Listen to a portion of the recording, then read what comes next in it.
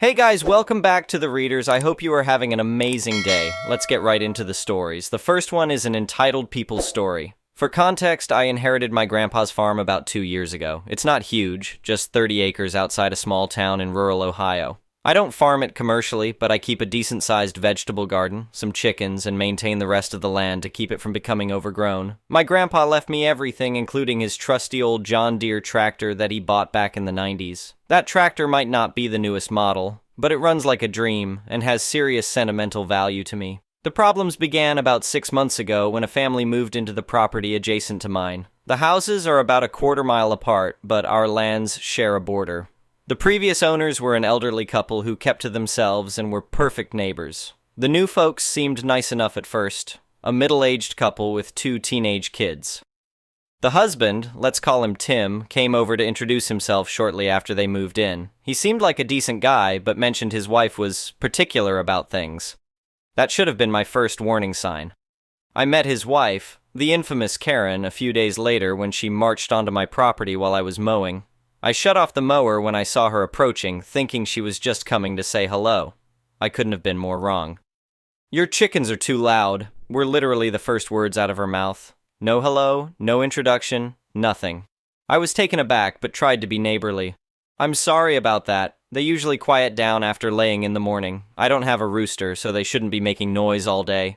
She crossed her arms and frowned. "Well, they disturbed my meditation this morning, and I can't have that. You need to move them to the other side of your property." My chicken coop was a good quarter-mile from her house, and there was a line of trees between our properties. There was no way they were disturbing her unless she had superhuman hearing. "I'm sorry they bothered you, but the coop has been in that spot for over 30 years. My grandpa built it there specifically because it's sheltered from the wind and gets good morning sun." She huffed. "Well, things change. I need peace and quiet for my wellness business. I'm a spiritual coach, and I can't have farm noises disrupting my zen." I tried to be diplomatic. "I understand wanting peace and quiet, but this is farmland. Farm noises are part of the package when you move out here." That conversation ended with her stomping off my property, but it was just the beginning. Over the next few months, she complained about everything. My garden tools being visible from the road, the sound of my lawnmower, the occasional smell from the chicken coop, again a quarter-mile from her house. Her husband Tim would sometimes come by to apologize, looking increasingly exhausted with each visit. Things escalated about 3 months ago when I was using my tractor to clear some fallen branches after a storm. Karen came marching across the field, waving her arms frantically. "That tractor is too loud," she shouted over the engine. "I'm trying to record content for my wellness channel." I turned off the tractor. "I'm sorry, but I need to clear these branches. It'll only take an hour or so. Can't you do it another time? My business is important." "I'm afraid not. Rain's coming tomorrow, and I need to get this done today." She glared at me, then said something that should have warned me about what was coming. "Well, if you're going to be using that thing so much, you should let your neighbors use it too. That would be the neighborly thing to do." I laughed, thinking she was joking. "This old thing? It's not exactly user-friendly if you don't know what you're doing." "How hard could it be?" she scoffed. "My grandfather had a farm in Iowa. I practically grew up driving tractors." I seriously doubted that, but just nodded politely. "Well, I need to get back to work. The sooner I start, the sooner I'll be done." She stormed off, and I thought that was the end of it. Fast forward to last week. I had gone into town for the day to run errands and have lunch with some friends. I left around 9 a.m. and got back around 3 p.m. As I pulled into my driveway, something felt off. I couldn't immediately place it, but something was wrong. Then it hit me. My tractor wasn't parked where I left it. I always park it next to the barn when I'm not using it, but it wasn't there. At first I thought maybe I had parked it somewhere else and forgotten, but no, I was certain I'd left it by the barn. I walked around my property thinking maybe I'd moved it the day before and forgotten, but it was nowhere to be found. That's when I noticed the tire tracks leading from my barn toward Karen's property. "No way," I muttered to myself. She wouldn't be that crazy. But deep down, I knew exactly what had happened. I walked along the tire tracks until I reached the edge of my property. Sure enough, they continued straight toward Karen's house. Now fully angry, I followed them right up to her barn, where I found my tractor parked inside with a tarp half-heartedly thrown over it. I was seething, but decided to be civil. I walked up to her front door and knocked firmly. Karen answered, looking surprised to see me. "Oh, hello. What brings you by?" she asked, as if she hadn't stolen my tractor just hours earlier. "My tractor," I said flatly. "It's in your barn." She had the audacity to look confused. "The tractor? Oh, I'm just borrowing it. Tim and I needed to move some landscaping rocks for our new meditation garden. You didn't ask permission, I pointed out. You can't just take someone's property without asking. She waved her hand dismissively. Don't be so possessive. Neighbors should share resources. It's the community-minded thing to do. I took a deep breath. That tractor isn't community property. It belongs to me. It was my grandfather's, and it has both monetary and sentimental value. You need to return it immediately. We're not quite finished with it yet, she said, crossing her arms. You can have it back tomorrow. I couldn't believe what I was hearing. No, I need it back now. You took it without permission from my property. That's theft. Her face darkened. It's not theft. It's borrowing. Don't be so dramatic. Did you ask to borrow it? Did I say yes? No and no? That's theft, Karen. Don't you dare use that tone with me, she snapped. If you're going to be difficult about a simple neighborly favor, maybe we should talk to the sheriff about how your chickens violate the noise ordinance and how your property is an eyesore that's bringing down our home value. Tim appeared behind her, looking mortified. Karen, we should just give the tractor back. She whirled on him. Stay out of this, Tim. I'm handling it. Turning back to me, she said, You'll get your precious tractor back when we're done with it. Now get off my property before I call the police for trespassing. Tim gave me an apologetic look, but didn't say anything else. I was furious, but realized arguing further was pointless. Fine, you've made your position clear. I walked back to my house, pulled out my phone, and called the sheriff's office. I explained that my tractor had been stolen and was currently in my neighbor's barn. The dispatcher asked if I was sure it was stolen and not borrowed, and I confirmed that no permission had been given and that the neighbor was refusing to return it. About 20 minutes later, 2 sheriff's deputies pulled up to my house. I explained the situation again, showed them the tire tracks leading from my property to Karen's, and provided the tractor's registration and serial number to prove ownership. Would you like to come with us to identify the tractor, sir? One deputy asked. Absolutely, I replied. We drove the short distance to Karen's house in their patrol car. Karen came storming out the moment we pulled up. What is the meaning of this? She demanded, glaring at me in the back of the patrol car. One deputy stepped forward. Ma'am, we're investigating a report of stolen property. This gentleman says his tractor is in your barn without his permission. Karen's face went through about 5 different emotions in 2 seconds. That's ridiculous. We're just borrowing it for a day. Neighbors help each other out. Did he give you permission to take it? The deputy asked. Well, not explicitly, but... So you took it without permission? Karen puffed up. I was going to return it. This is absurd. We needed it for our landscaping project, and he wasn't using it today. The second deputy chimed in. Ma'am, taking someone's property without permission is theft, regardless of whether you intended to return it later. This is just a misunderstanding, Karen insisted. Tell them, she said, turning to Tim, who had come outside. Tim looked incredibly uncomfortable. Karen, I told you we should have asked first. The first deputy turned to me. Sir, would you like to press charges? I thought about it for a moment. Part of me wanted to say no and just get my tractor back, but another part of me remembered all the harassment, the complaints, and the entitlement Karen had shown over the past months. Yes, I said firmly. I want to press charges. Karen's jaw dropped. You can't be serious. Over a tractor? It's a John Deere worth about $15,000, I said. That's grand theft. The color drained from Karen's face as the deputy read her rights. Tim stood by, looking devastated but not surprised. This is all a misunderstanding, Karen kept saying as they handcuffed her. I was going to give it back. You're just being spiteful. You should have asked, I said simply. They put her in the back of the patrol car while the other deputy took my statement. Tim gave his statement too, confirming that Karen had taken the tractor without permission despite his objections. I'm so sorry about this, Tim said to me after the deputies were done. I told her not to take it, but she doesn't listen. She's been difficult since we moved here. I nodded, feeling a bit sorry for him. I just want my tractor back. Of course, he said, leading me to their barn. It's untouched, I promise. She just used it to move those rocks. He pointed to a pile of landscaping boulders. I inspected the tractor and was relieved to find it undamaged. I started it up and drove it back to my property, the familiar rumble of the engine somewhat soothing my frayed nerves. Karen was released on bail that evening, but the damage was done. Word spread quickly in our small town, the new lady who had stolen her neighbor's tractor and been hauled away in handcuffs. I found out later that she'd been complaining about me to other neighbors too, trying to rally them against me for my unsightly farm, but the incident with the tractor destroyed any credibility she might have had. The next day, Tim came over with a written apology and a gift basket. "I'm so sorry about everything," he said. "Karen's always been headstrong, but she's crossed too many lines since we moved here." I accepted his apology. "It's not your fault, but maybe you should talk to her about respecting other people's property and boundaries." He nodded sadly.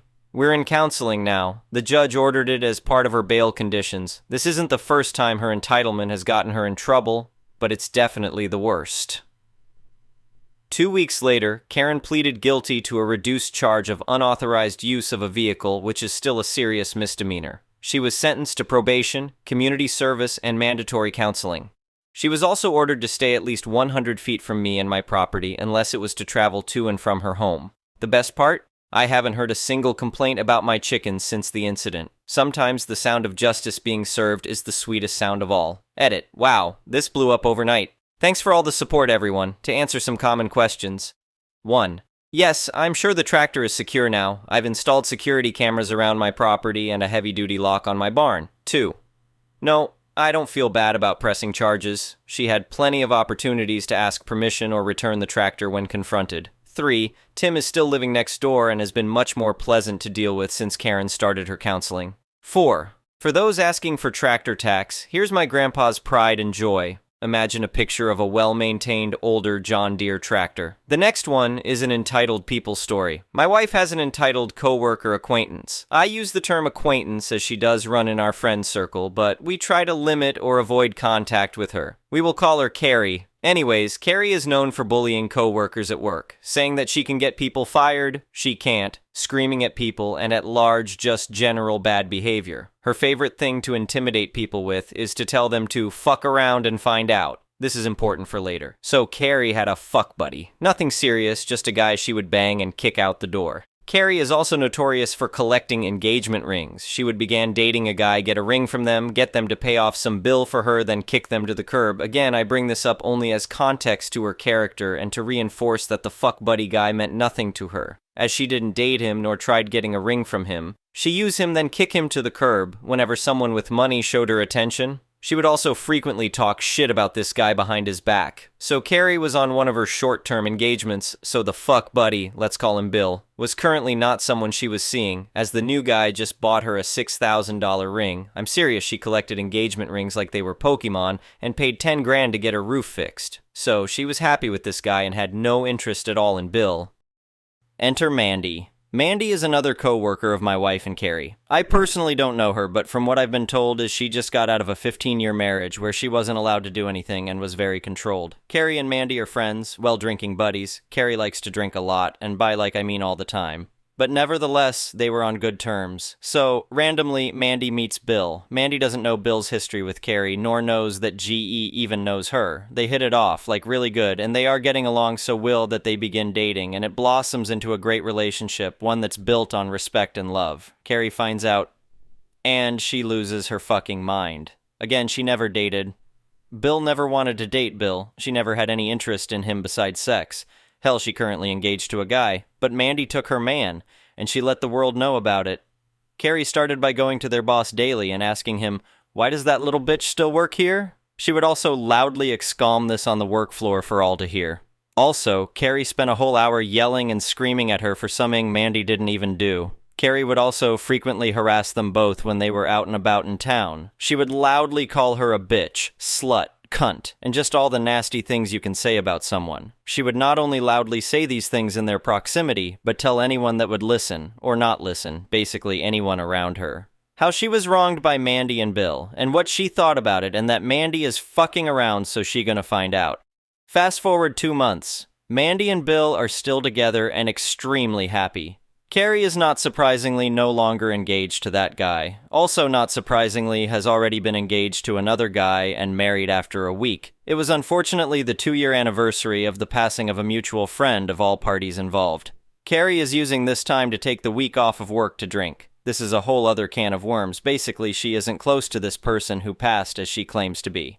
But anyways, once work is over, everyone else goes to the bar to have a drink to celebrate the departed life. So again, once Carrie, after 2 full days of drinking, see Mandy, she begins to let into her again with all the shut-shaming stuff. Mandy, finally having enough of it, attempts to talk to Carrie in an attempt to reconcile. Carrie is having none of this and keeps calling her names and proceeds to tell her that Mandy is fucking around and is going to find out, and ends it with calling her a cunt. Well, I'm guessing something snapped and Mandy straight snapped and threw a beer bottle straight at her, hitting her in the face.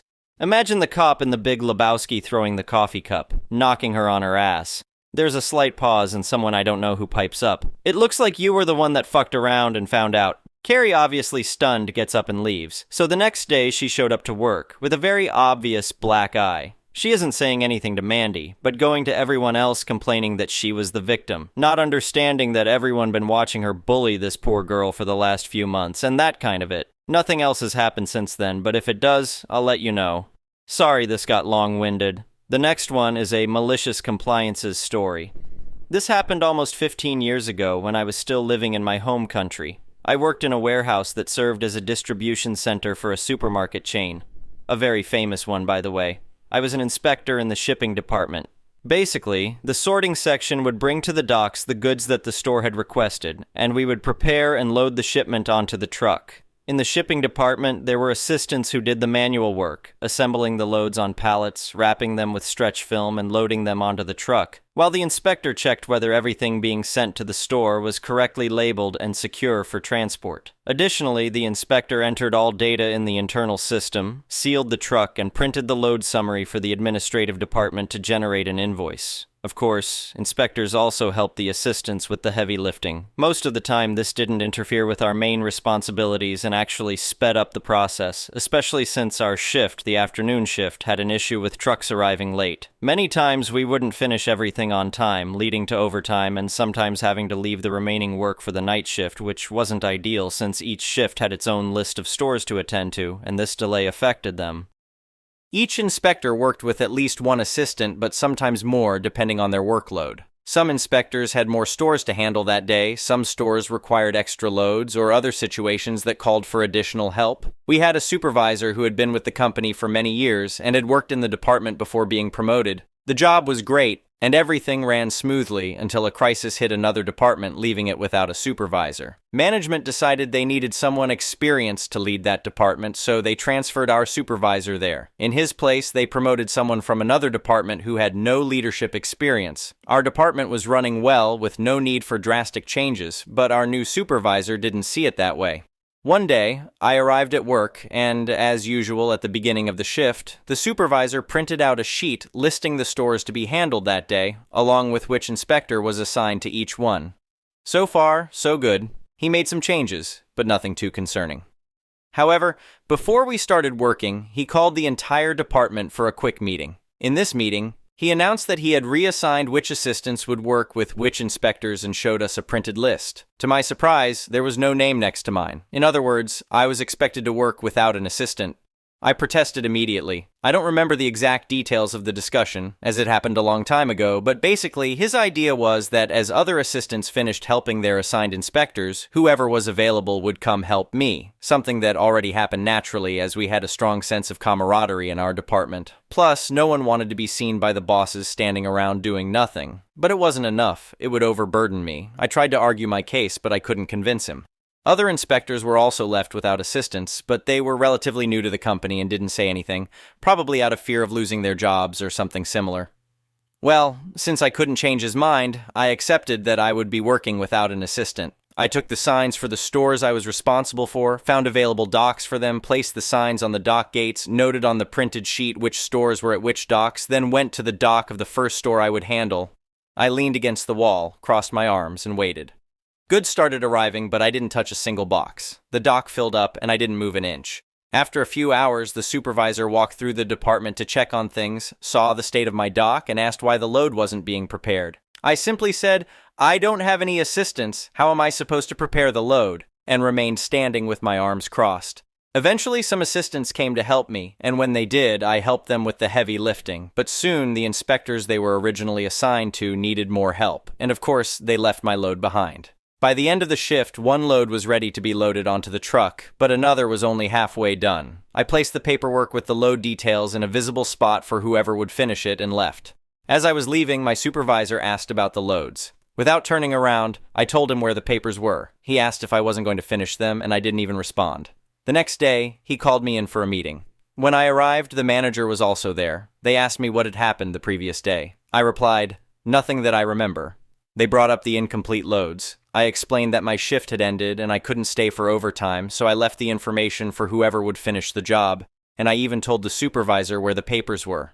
Then, I took out my wallet, pulled out my time card receipt, and showed them that I had clocked out at the designated time. They mentioned that I had spent most of the shift standing with my arms crossed. I responded that I had done my job, which, as stated in my contract, consisted solely of verifying the load, supervising assembly and loading, entering data into the system, sealing the truck, and printing the load summary. Nothing beyond that. I continued by saying that anything else I might do during my shift was purely out of goodwill to help the assistants and speed up the work. But on the previous day, I had chosen to exercise my right not to perform those extra tasks because I felt unfairly treated by my supervisor, who had not assigned me a dedicated assistant. That would have significantly overburdened me with tasks I wasn't paid to do. The manager simply looked at the supervisor and said, "He needs to have an assistant." Then he turned to me and asked me to leave. The two of them stayed there for quite a while. That same day, I was assigned an assistant, and we never spoke of it again. Nothing like that ever happened again. The new supervisor's stint lasted only a few months before he returned to his previous role. He had put too much trust in employees he was friends with, but who weren't very competent at their jobs, and that was his downfall. Our old supervisor came back to his position, and everything improved again. Thank you for watching. I would really appreciate it if you could like the video and subscribe to our channel if you haven't already. We'll see you again tomorrow.